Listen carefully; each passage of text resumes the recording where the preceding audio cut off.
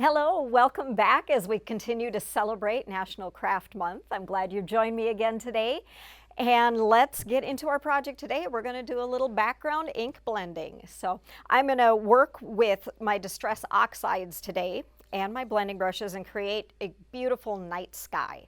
So I've got 4 different shades we're going to work with. We're going to start here with our seedless preserves, but before I do that, I want to leave a blank place on the bottom of my card.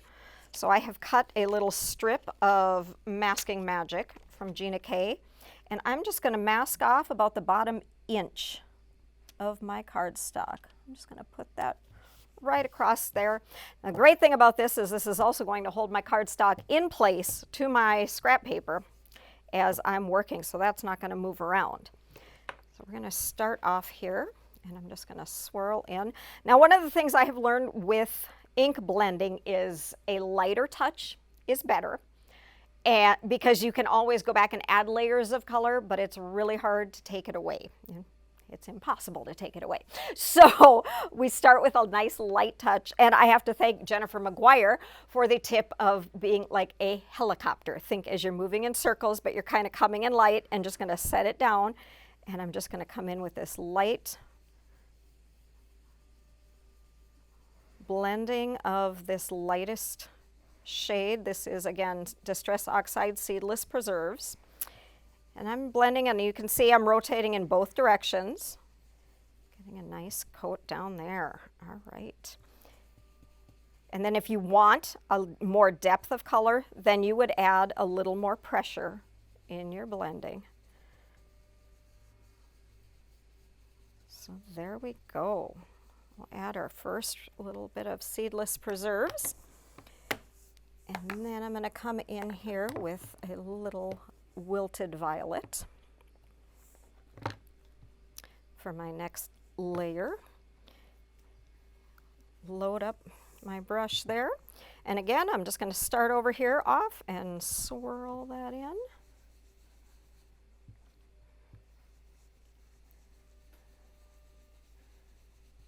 Bring it back and forth, both directions. I'm getting a little light over here, so I'll start off on this side first and bring it in. And I'm bringing that down into the previous color. You want to get a nice blend of that. The nice thing with the Distress Oxides is they blend beautifully. And as they dry, it'll blend out and get even more seamless coloring. So there, we've got those 2 shades. We're going to come in now with Chipped Sapphire, a beautiful blue. There we go. And run that layer across. And bringing that down into that purple layer. And I'm not keeping it real even. You can see my blues coming down a little more here, a little more purple over here. Think about your sky. Your layers are never even when you see those colors, so that works.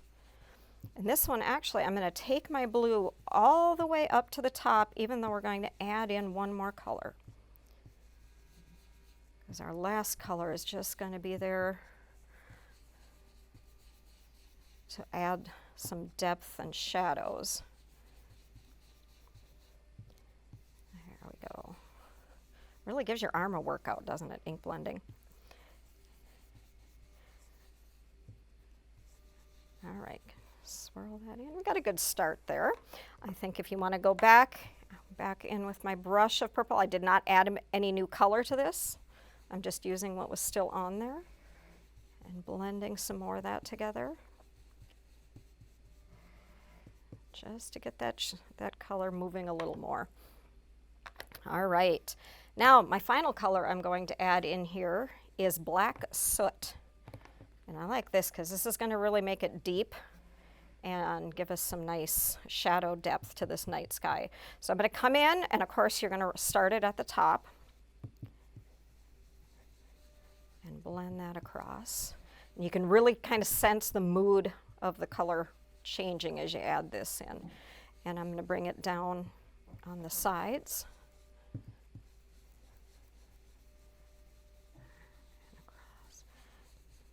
go.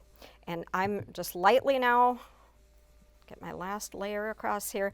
I'm lightly going to just take what's left on the brush, and I'm just going to go across the whole thing just to mute it a little bit, get it a little of the brightness gone. There we go. Quick ink blending, but a lot of fun. Now, there's a lot of different things you could do with that panel, and I'm going to show you what I did with mine. But always the fun reveal. Let's take off the masking magic. I love that reveal. Nice crisp line there, a lot of fun. So what I did with my night sky is turn it into this card. And we will show you in a couple weeks, if you come back for our final installment of our craft along, I'll show you little tips and techniques on doing the splatter background, because that really just made that night sky come to life and pop. So thanks for joining me today. We'll see you next time.